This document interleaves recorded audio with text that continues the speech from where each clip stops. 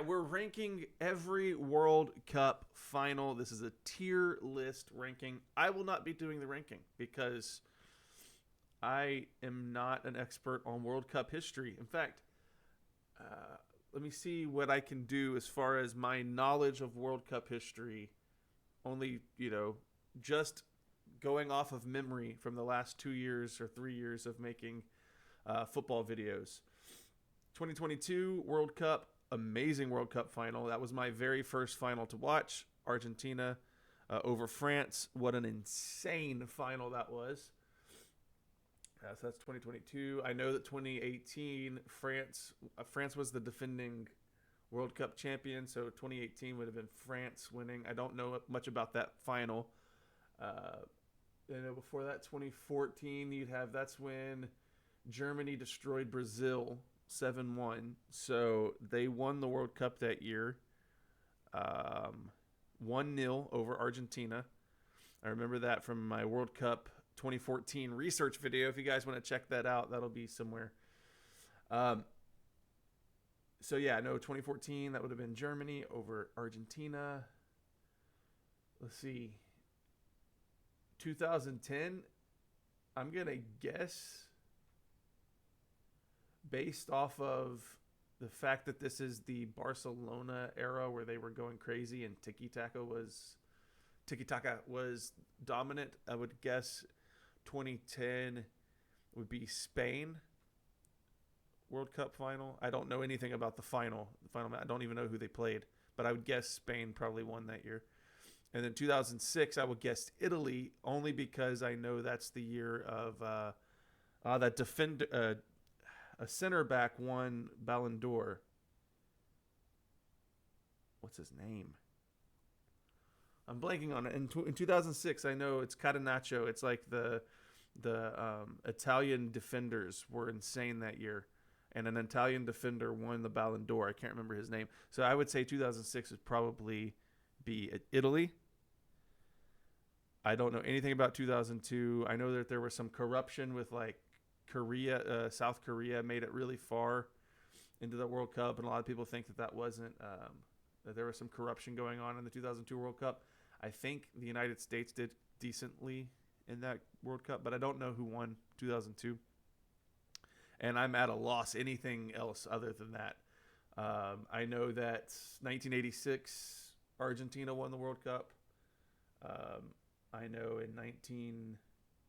probably in the 70s, Brazil wins most of the World Cups or something like that. I know that's like when Pele was at his peak. So I'm guessing the 70s were dominated by Brazil. And I know that England won in 1966 and they haven't won since. But that's literally everything I know about the World Cup. And I don't know the finals. So I am not qualified to tier rank every World Cup final. That's what the purpose of this this intro is. Let's get into a tier ranking and see what this guy has to say. When it comes to the absolute pinnacle of football, there's no other match that is quite like the World Cup final. Starting with the inaugural tournament back in 1930 to the most recent edition in 2020. I know in 1930, the United States came in third. I'm holding on to that even though there weren't very many teams.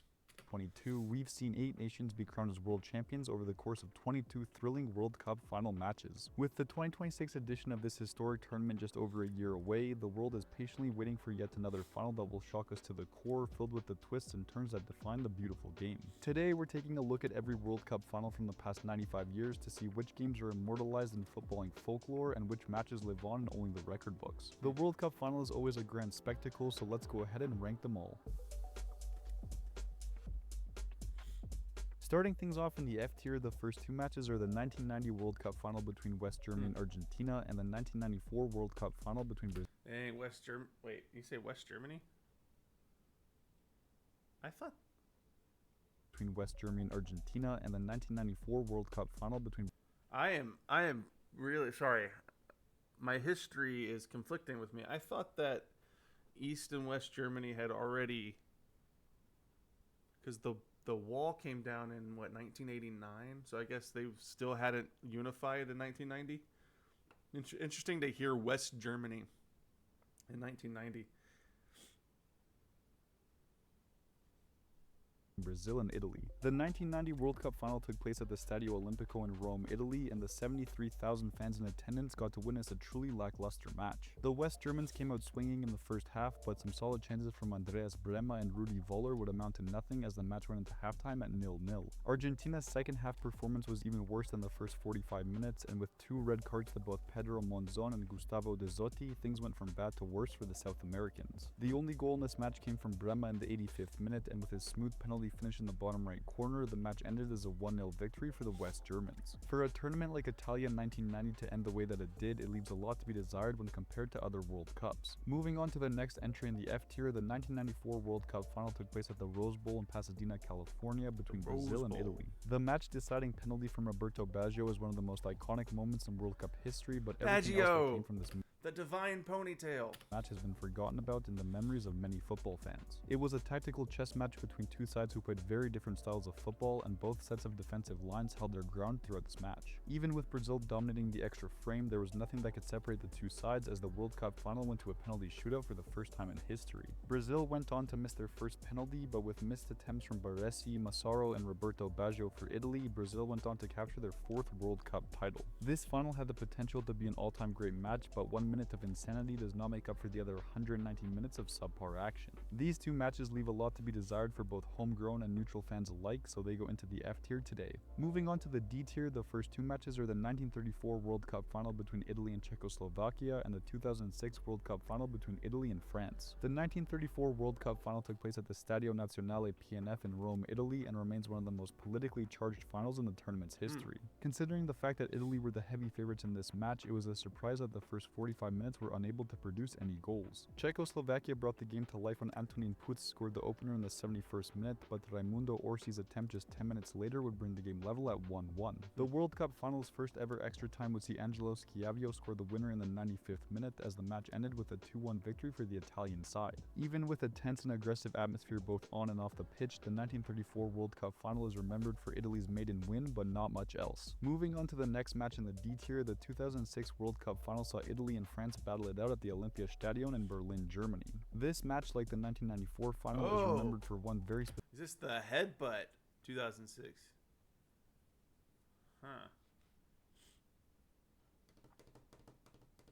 I thought, well, so I thought that, okay, so I guess France lost due to the headbutt, right? I thought that because, all right. So this was Italy. While the rest of the match is often overlooked. The match got off to a very promising start with Zidane's Panenka penalty beating Buffon in the 7th minute, while Materazzi's towering header gave Italy the equalizer in the 19th minute. The next 100 minutes produced little in terms of genuine scoring chances, but what happened in the second half of extra time is etched into World Cup history forever. With Zinedine Zidane's infamous headbutt on Marco Materazzi, the French side were now down to 10 men, and the momentum in this match suddenly shifted in Italy's favor. With Trezeguet, it's funny that 2006 popped up in my mind. I thought of the Italian defense. I didn't think of first thought of the headbutt. If I had thought of the headbutt first, I might have said France had won 2006. I guess that's why people are so livid about that headbutt, is because it cost them the final. Going on to miss France's second penalty, Fabio Grosso's decisive penalty would find the back of the net as Italy went on to capture their 4th ever World Cup That's the title. guy I'm talking There is about. no denying that this match produced Cannavaro, that's his name, right? moments from certain individuals, but as a whole, this game does not stack up when compared to some of the other finals. These two games had some moments worth remembering, but in the grand scheme of things, they can only crack the D tier today. Moving on to the C tier, the first three matches are the 1938 World Cup final between Italy and Hungary, the 1962 World Cup final between Brazil and Czechoslovakia, and the 1982 World Cup final between Italy and West Germany. The 1938 World Cup final took place at the Stade Olympique des Colombes in Paris, France, with reigning world champions Italy taking on Hungary. The match got off to a crazy start with a brace from Gino Colosi, a goal from Pal Titkos in the 8th minute, and a goal from Silvio Piola, bringing the game to a 3-1 scoreline, all in the space of 35 minutes. The Hungarians began to mount a comeback with a goal from captain György Sarosi in the 70th minute, but with Piola's second goal of the match coming in the 82nd minute, the match ended as a 4-2 victory for the men in blue. This match was a 6-goal thriller that saw plenty of momentum shifts between the two sides, but given how dominant Italy's attack was in this match, it goes into the C tier for now. The next match in this list is the 1962 World Cup final that took place at the Estadio Nacional in Santiago, Chile between Brazil and Czechoslovakia. The European side opened the scoring in shocking fashion, with Josef Masopust getting the opening goal in the 15th minute. Brazil responded almost instantly, and with Amarildo pouncing on an error from the opposing goalkeeper in the 17th minute, the match went into halftime at 1-1. The second half would see 2 more goals going the way of the Brazilians, and with Zito's effort in the 69th minute leading to Vava's goal in the 78th minute, the match ended as a solid 3-1 victory for the South Americans. Even with an injured Pelé watching from the sidelines, the Brazilians were still able to win their second World Cup title in dominant fashion. So it would have the been next match in the maybe the 60s to the 70s would have been Brazil. I thought they dominated the entire 70s. Huh.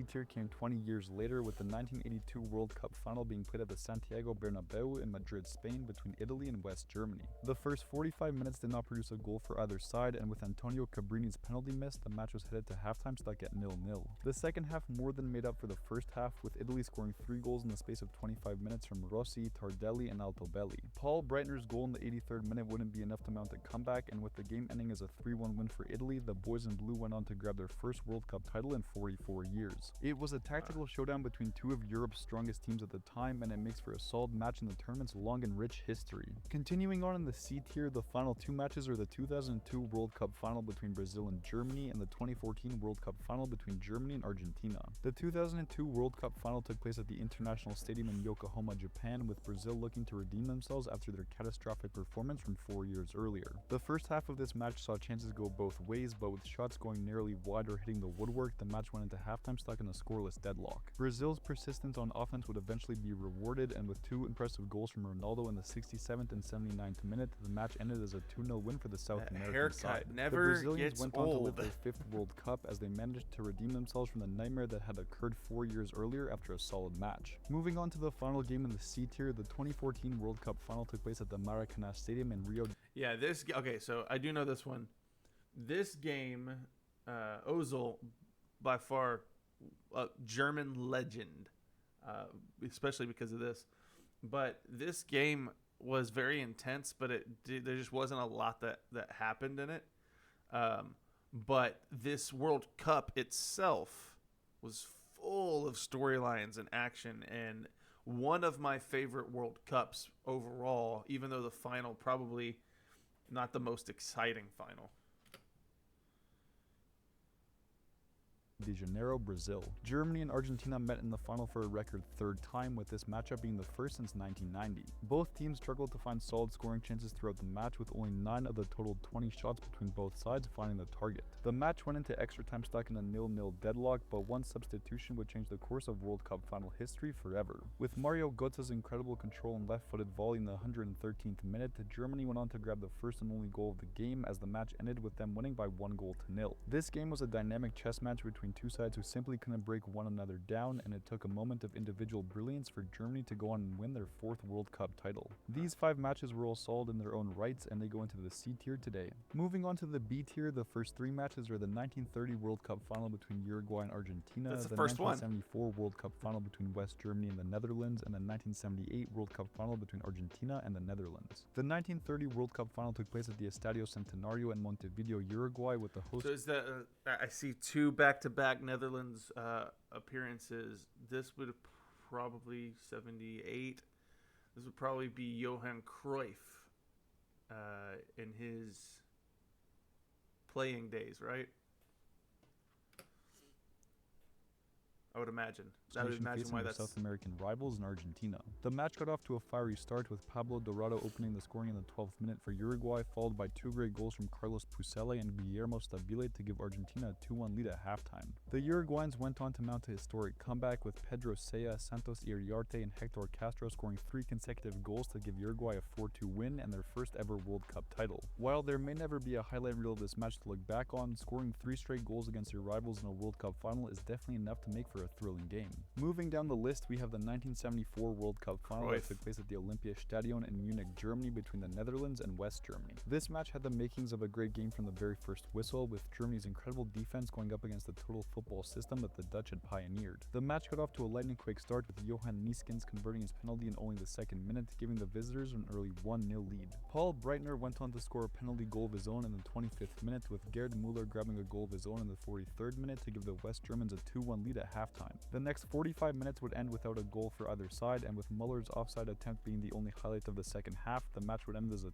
2-1 victory for the West Germans. The German machine was able to stop the total football powerhouse of the Dutch, and it made for a solid final that won't be forgotten anytime soon. The next match on this list came 4 years later when the 1978 World Cup final was played at the Estadio Monumental in Buenos Aires, Argentina, between the host nation and the Netherlands. Even before the first second of football was played in this match, there was an extremely hostile atmosphere in and around the stadium between both the fans and the players on the pitch. This cauldron of emotion and excitement saw the opening goal of the match come in the 38th minute, with Mario Kempes slotting home a shot from 12 yards out, giving Argentina a 1-0 lead at halftime. The Dutch side were mounting on the pressure in the second half, and with Naninga's header in the 82nd minute, the match was now level at 1-1 after 90 minutes. Argentina would go on to capitalize on their chances in the extra frame, and with Kempes and Bertoni scoring in both the 105th and 115th minute, the match ended as a 3-1 victory for the host nation. The 1978 World Cup had its fair share of criticism, but there's no denying that the final was an enjoyable game for neutral fans around the world. Continuing on in the B tier, the final 3 matches were the 1998 World Cup final between France and Brazil, the 2010 World Cup final between Spain and the Netherlands, and the 2018 World Cup final between France and Croatia. The 1998 World Cup final was played at the Stade de France in Saint-Denis, France, between Brazil and the host nation.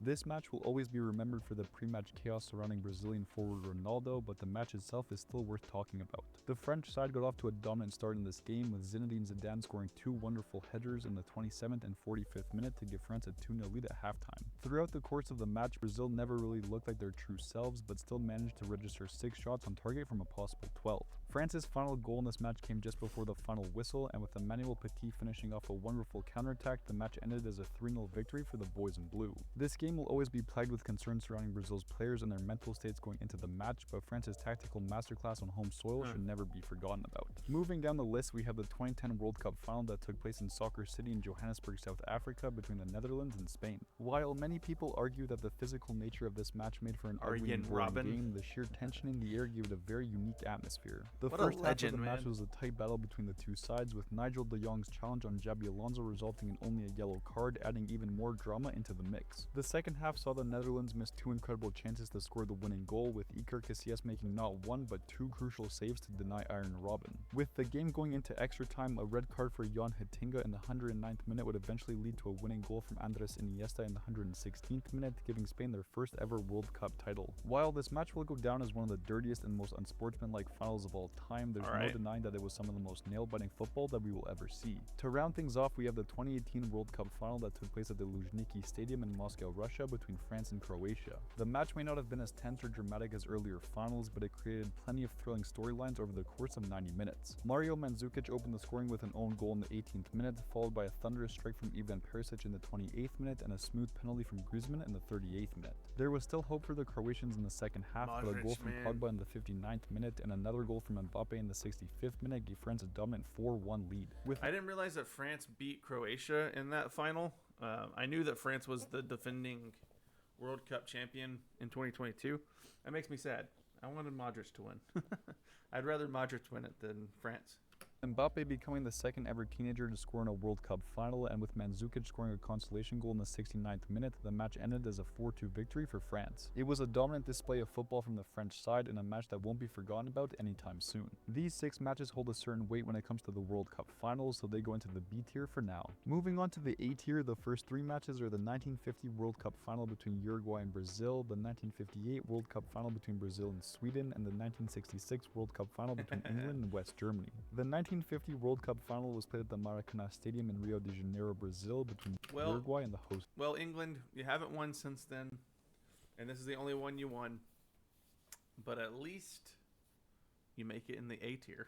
Nation. Brazil were the overwhelming favorites going into this match, and in almost everyone's eyes, Uruguay didn't stand a chance in this game. The first half got off to a dominant start for Brazil, but Uruguay did an incredible job to keep the match scoreless with their impressive defense, bringing the game level at 0-0 going into halftime. The Uruguayan defense eventually collapsed in the 47th minute, and with Friasa's goal giving the Brazilians a 1-0 lead, everyone thought the game was already over. But with 2 goals from Juan Alberto Schiaffino and Alcides Gigia in the 66th and 79th minute, the Uruguayans mounted an unthinkable comeback to win the match by a 2-1 scoreline. There are very few games that will ever be able to pull off an upset as big as this one, and the Uruguayan side cemented their legacy in footballing history with this massive achievement. Moving on to the 1958 World Cup final that took place at the Rasunda Stadium in Solna, Sweden, this match saw Brazil go up against the host nation in a 7-goal thriller. The first 10 minutes were filled with action, with Captain Niels Lidholm opening the scoring in the 4th minute for Sweden, followed by 2 goals from Vava in the 9th and 32nd minute. The Swedish side still had something to play for in the second half, but with a brace from a 17-year-old Pele and another goal from Zagallo, the match quickly turned in Brazil's favor. With a consolation goal from Torre Simonsen in the 80th minute, the match ended as a 5-2 win for Brazil, which still remains the largest scoreline in World Cup final history. With attacking football flowing from both ends of the pitch and the start of Brazil's World Cup dynasty, the 1958 final will always be remembered as a great match. Next up in the A tier is the 1966 World Cup final, which took place at Wembley Stadium in London, England, and saw the host nation go up against Oh, that's cool. You won it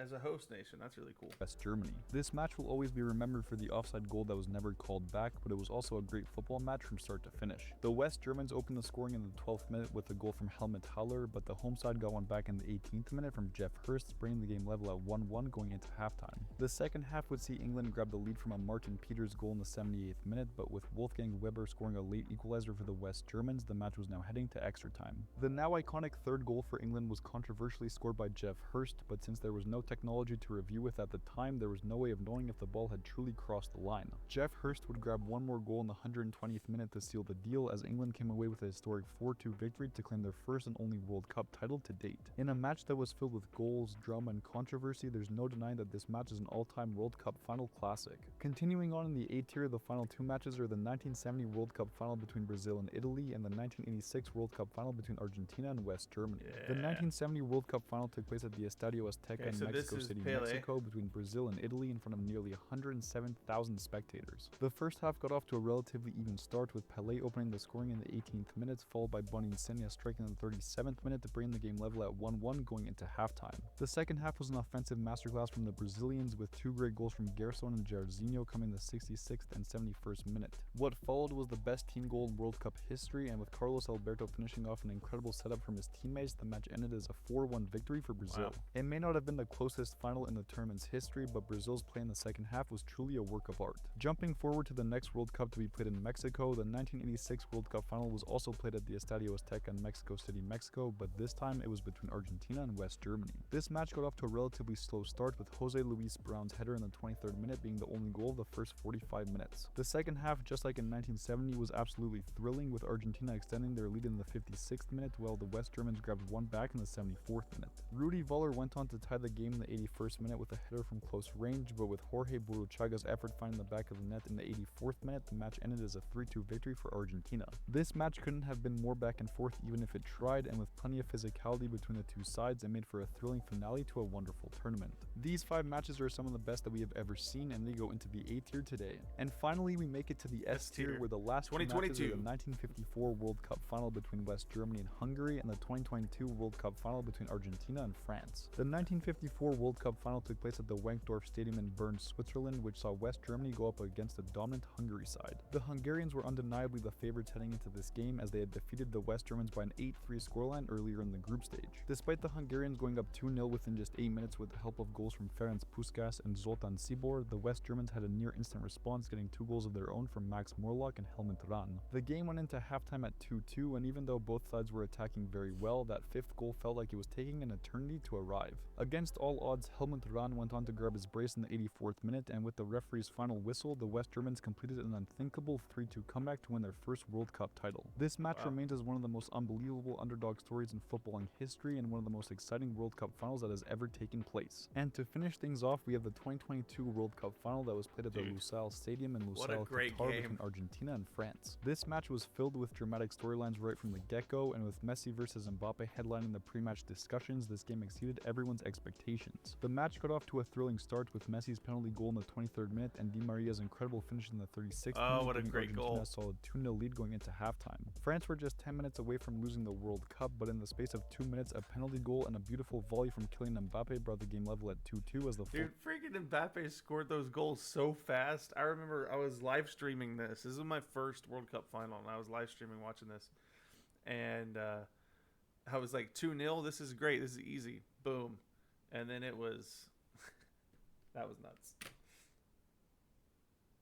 Full-time whistle blew. The extra 30 minutes produced even more drama, with Messi's second goal of the night barely making it over the line and Mbappe's incredible hat-trick bringing the game level at 3-3. With just seconds left in the match, Emi Martinez made an unthinkable save to deny Randall Kolo Muani from scoring the winning goal, and the match was forced to go to penalties. With Kingsley Coman and Aurelien Tchouameni missing their respective penalties, it would be Gonzalo Montiel's attempt that would give Argentina a 4-2 win on penalties, handing them their third ever World Cup title. This game is without a doubt the best in World Cup final history, and it will be talked about for many generations to come. These two matches produced a level of drama and excitement that football fans could have only dreamed of as they go into the S tier today. So there you have it, we've ranked all 22 World Cup finals, Let me know what you think in the comments. What did you think about this guy?